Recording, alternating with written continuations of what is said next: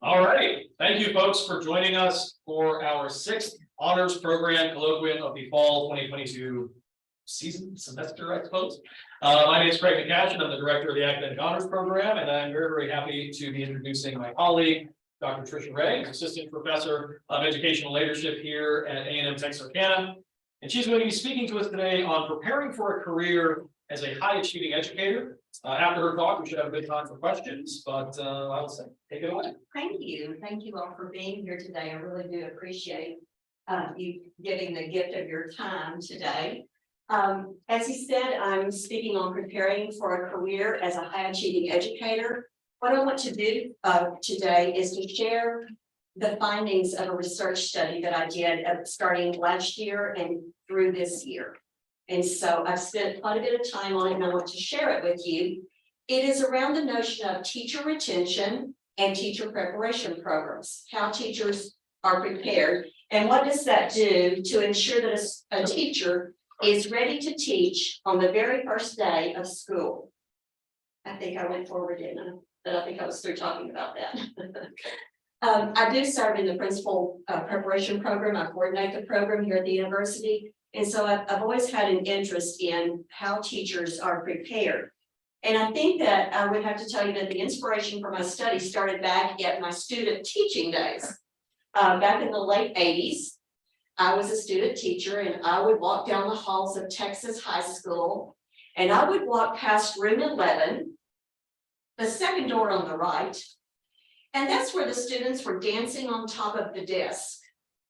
And I thought, well, isn't that interesting?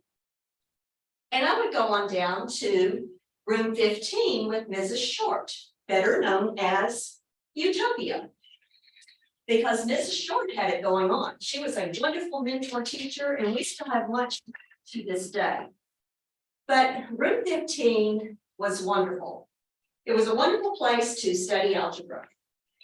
And, you know, the students just did their homework just because she said so. The students just sat in their chair just because she said so. It was just wonderful. It was a wonderful place to student teach.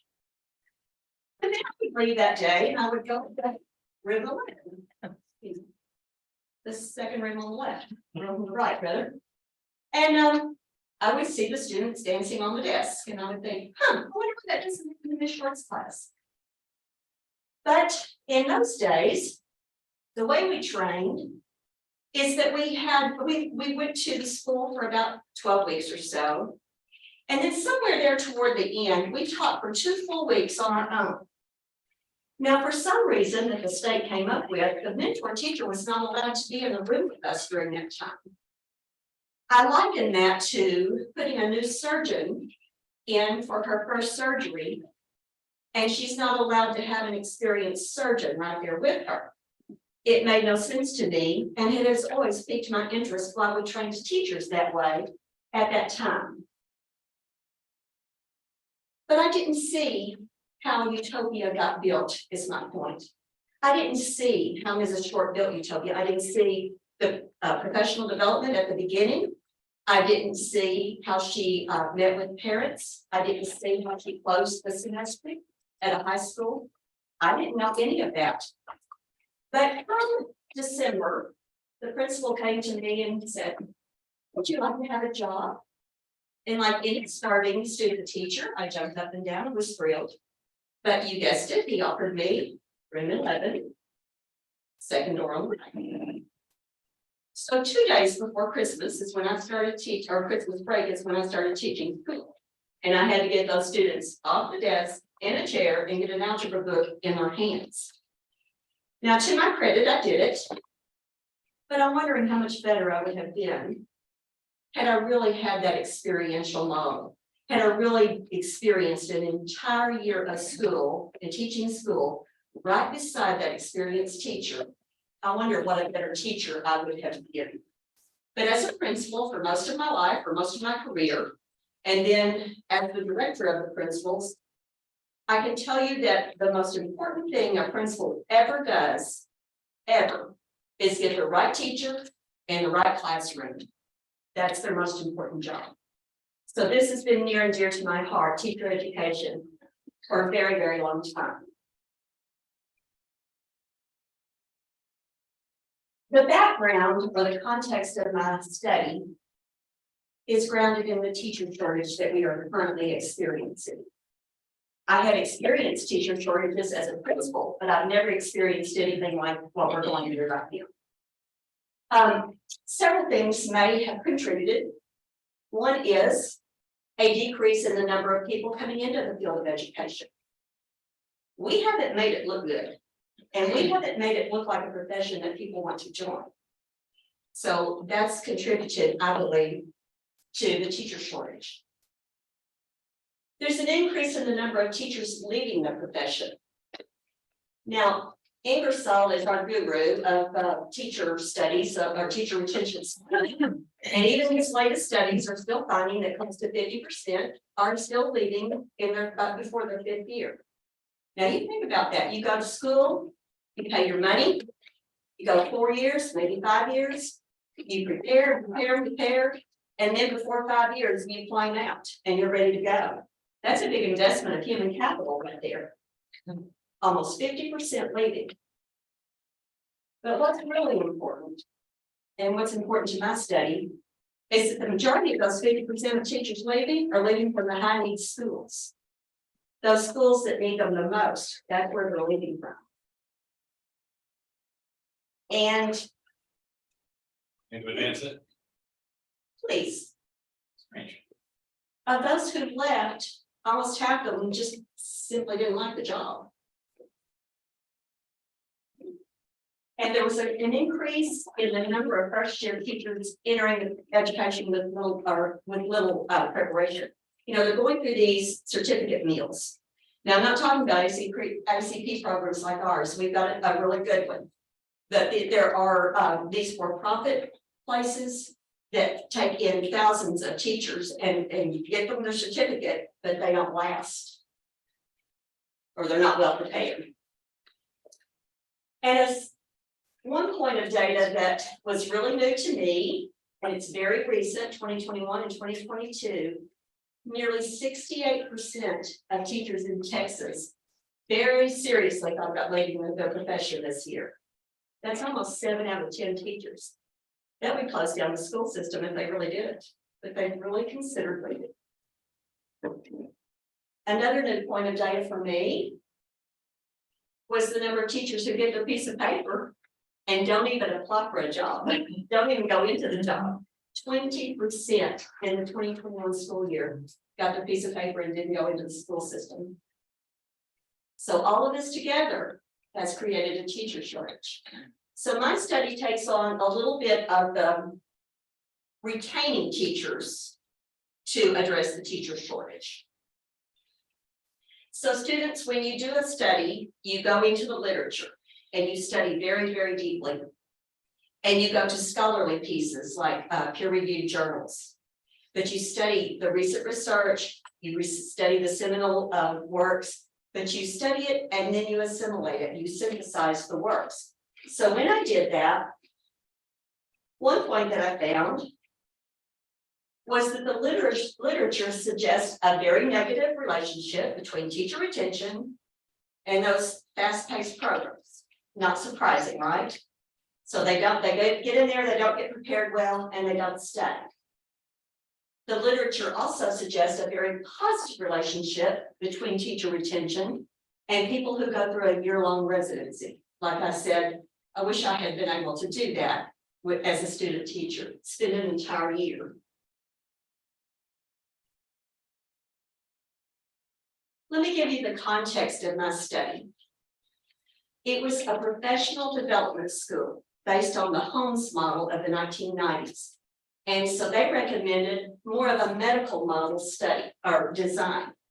And so this particular medical model design, professional development school, ran from the 045 to the 1213 school year. And it trained teachers.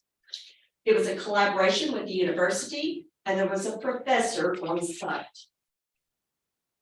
The campus was a K-5 campus, but the certifications were only K-4. And that had to do with the way the certifications were in Texas at that time. The campus was 82% African American, 9% white, and 6% Hispanic. but it was 94% low socioeconomic. And by every definition, that is a high needs campus. And that's where the majority of teachers are leaving from, according to Ingersoll. The interns were in their final year of preparation for becoming a teacher. So they got that full year experience that I told you I wish that I had had. We had 10 new ones each year, 2 per grade level, 2 kindergarten, 2 first grade, 2 second grade, and they were paired with a highly experienced, effective teacher. They were paid as paraprofessionals. They got paid that year an aide salary. They got benefits like health insurance. They got started on their teacher retirement system credits. They got a year towards step pay when they got hired as a teacher. And I served as their principal for the first 8 of the 9 years that they were in operation. There are differences between the PDS model that I ran and what I'm advocating for. I'm advocating for a year-long residency, not a professional development school. Now, I've represented that as best I can with this grove of apple trees. Let's say that one side was the PDS and one side was the year-long residency. They're all producing beautiful apples, right? So we're producing teachers, effective teachers, but the difference may be, if you'll let me extend this metaphor a little further, that is how you treat, maybe on this side you're treating the grove, and on this side you're treating the individual tree. Okay, so it's a little bit like that in PDS. In PDS, you're focusing on the entire campus, the whole thing. You're focusing on the principal, the teachers, the interns, the paraprofessionals. Everybody who steps on that campus is part of the PDS. Also the building, you're investing in the infrastructure of the building itself. It's very restrictive by grade placement. You know, I'm a high school math teacher. I couldn't have trained in that program. They're restrictive. You can do K4 in that particular program. But the reason that when I became the director of the elementary programs and all elementary education in the district, the reason that I recommended the closure of it is because the children and the teacher candidate were only half time with an experienced teacher. And remember that I told you that it was 94% low socioeconomic. Those students needed to be with a highly qualified teacher at all times. Now, the year-long residency, for which I do advocate, the focus is on that teacher and mentor together. You put your resources with the teacher and the mentor, and you build that way. But think about how flexible your grade placement is. You know, you can train a calculus teacher now. You can train a middle school art teacher, but it's also portable. You can take it to other districts, and you can implement this model everywhere, and you'll have to pay. You should, but you don't have to. But the reason I really advocate for it is that children and candidates are full-time in that model that I wish I had been in. They're always with a mentor teacher. You know, had I gotten that opportunity to be with Mrs. Short for a full year, think about what a better experience that I would have had. The purpose of my study, I had archival data to suggest that the careers of these interns was really an anomaly. I mean, I work in the schools with my principals. I see them, I'm on Facebook with them. Some of them have been through my principal program. They're still hanging around. That just seems a little bit against the literature. So I thought, I need to study this. But the purpose of my study is to explore the careers of former PDS interns now that they're experienced educators. And I have now years of data to support this current trend that we're on of year-long residency models. The theoretical framework for my study was important, and I selected the constructivist learning theory and the self-efficacy strand or component of social cognitive theory. The reason that I chose self-efficacy is because the literature, again, the literature review, pointed me to that teachers who express a high sense of self-efficacy are much more likely to be motivated to stay in the profession if they feel like they're effective and they can make a difference. And I selected this tree, sorry about all the trees, guys, but I selected this tree because it's really pretty. It's a lot prettier on the computer than it is on the screen. Yeah. But it's a really pretty tree. And we see that tree and we think that's really pretty. And then it's reflected in the pool. And we think, well, that's really a pretty reflection. It's kind of distorted, but it's really pretty. But the tree only sees the reflection. I know trees can't see. But the tree only sees the reflection. So it sees itself and it's like, it's really pretty. It sees that pretty reflection and thinks it's pretty. Well, self-efficacy works just a little bit like that. It's kind of related to self-confidence. It's how you see yourself and your ability to make a difference. And so that was important to teacher retention. The methodology for my study, there were 90 former interns ever. I knew exactly where 81 of them were. I had good email addresses for them, and I knew if they were or they weren't still teaching. I got 71 respondents back, and that's an 88% response rate. And I think that has more to say about my relationship with those interns than it does about my skills as a researcher. The design of my study was a sequential, explanatory mixed methods design. And here's what that did for me. It meant that I was going to do a quantitative study and a qualitative study and learn from both. But the design of this says I look at the quantitative, I do the quantitative portion first. And I learn what I can from that. And then I know which direction I need to go, so to speak, in my qualitative study. Now, I always knew I wanted to do an interview with these interns, but I needed to learn more from the quantitative data to figure out who I needed to talk to and what I needed to ask them. The methodology for the quantitative, I got those surveys back, and I also used Texas Education Agency data, the retention data, for teachers who prepared in Texas undergraduate programs. So we're over 60,000. And I chose the years for their first year in service.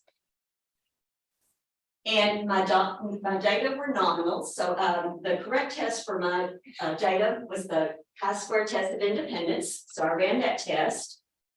And I used a retention standard of 5 or more years of service after graduation. For the qualitative, I did interviews with 8 interns from, and I chose that from the 8 years that I was a principal. That was a choice that I made as a researcher. And I chose the top job or the top educational attainment in that cohort. That was another choice. The quantitative findings, the descriptive statistics of those 90 interns, I know that 81% are still in service after all these years. Okay. That was not a 50% drop that Ingersoll predicted.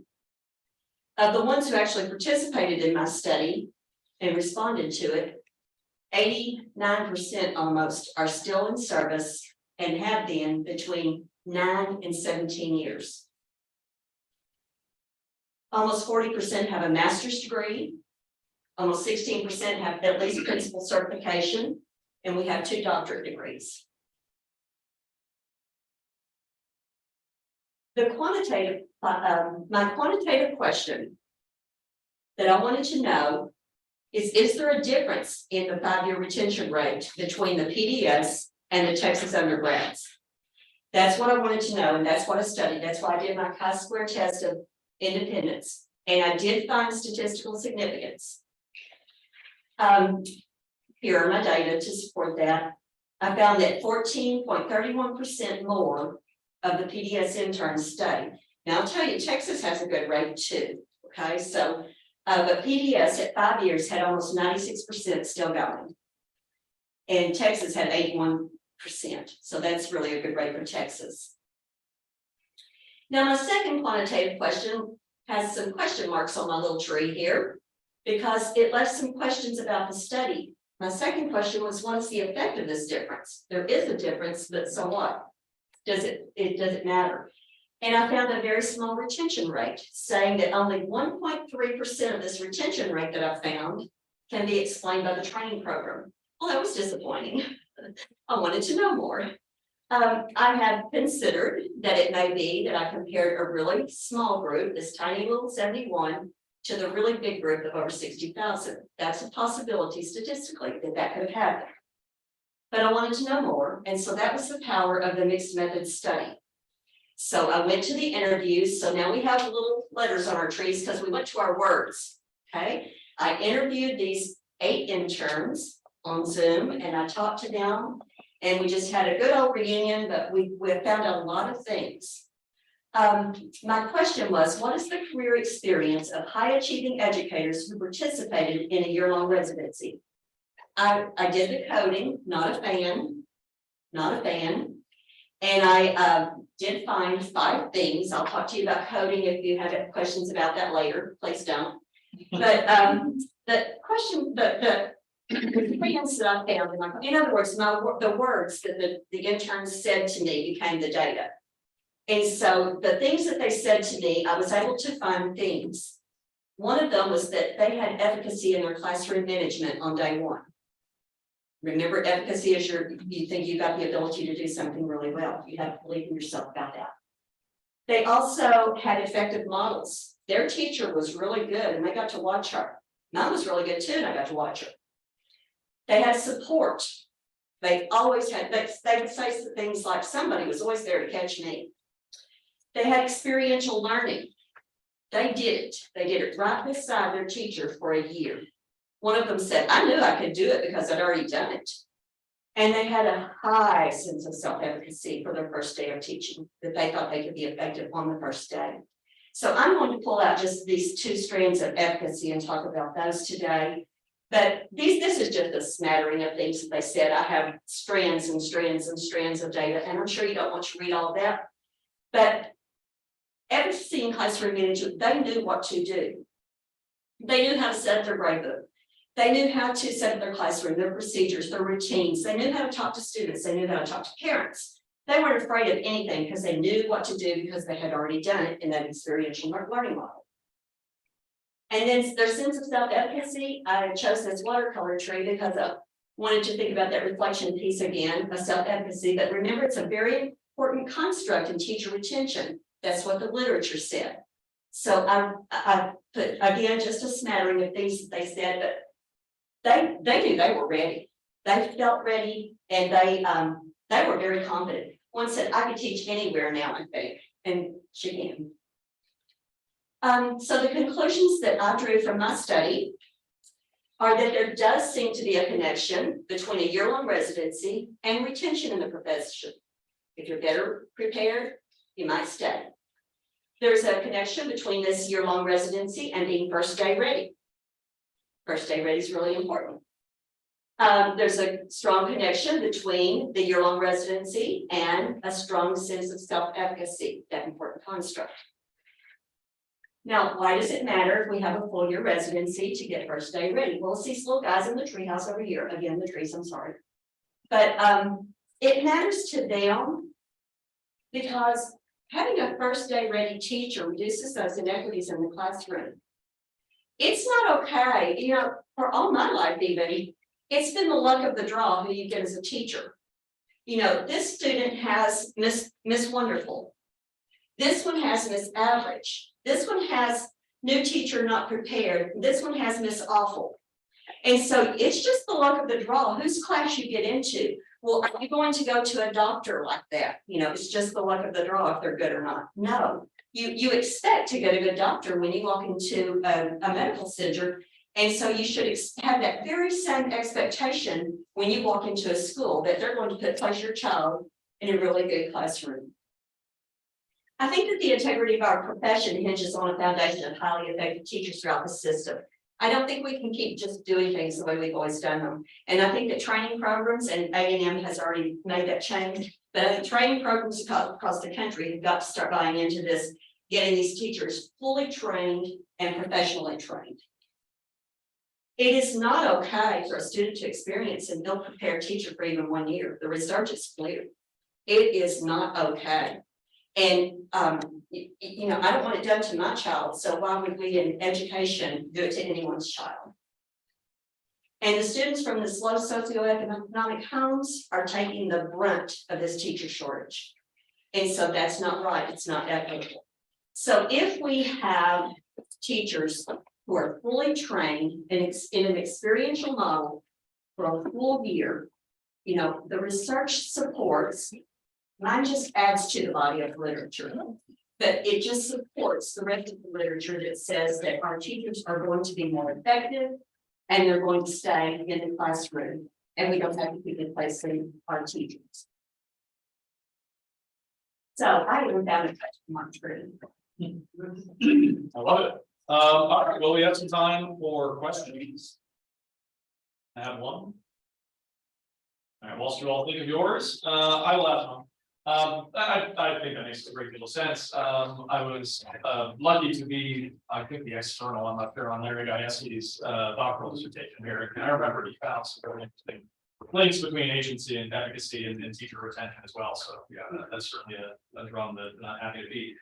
My question is, I guess, born out of the experience I've had here with students who want to be. How does it work doing a year-long residency for students who, what we used to call, be non-traditional, right? Who maybe don't have the flexibility, the work schedule, family schedule, to be in that classroom? Is the answer the support that you were talking about earlier, like financial support, that kind of thing? And how do we get that?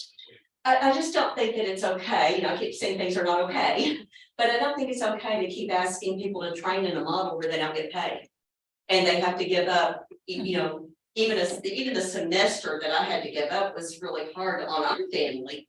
And so to take a year and not be paid, I think that's not feasible. And I think that it's above my pay grade, but it's something that needs to be dealt with, because the non-traditional teacher makes a really good teacher, and I know from experience. Yeah.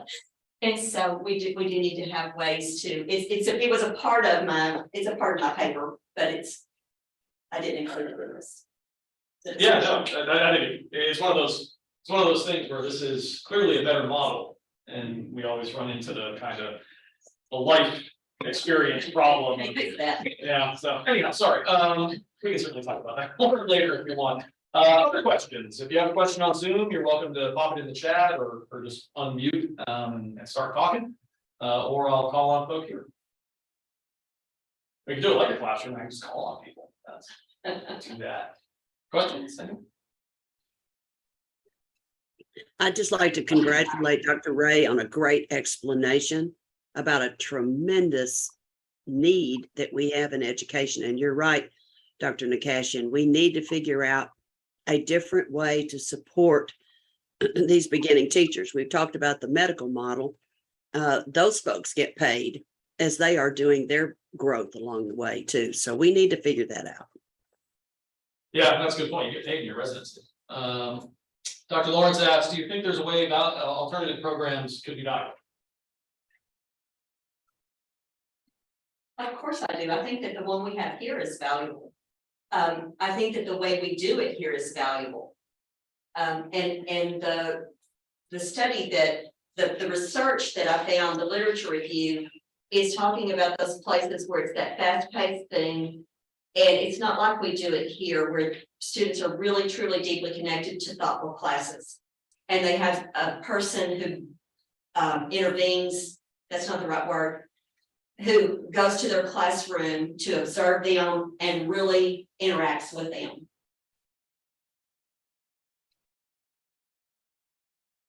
Okay. I know in our psychology program here for the masters, what they do before they even send the psychology students out is they have like trial runs of like a therapy session. So they send out something and ask people to volunteer, like, would you like to come to our student session? Do you think that would be viable as something that you could do with this program before you send them out for a residency, where they have at least minimal experience before you start fixing those bigger issues? Yes, that's a good point. And that's something that our program here is doing. They do all kinds of rehearsals, really elaborate rehearsals ongoing for a good while before they send them out into the field. Is that getting to what you're asking? Okay. Other questions? If you have additional questions, you're welcome to email Dr. Ray, email's there. Otherwise, I'll say, let's say thank you. Hold on. Our next colloquium will be on the 10th. Dr. Corinne Hinton will be speaking on the experience of military caregivers in private Facebook groups. So I'll send out something about that next week, and I'll put this up on YouTube for folks who can watch it later. Very.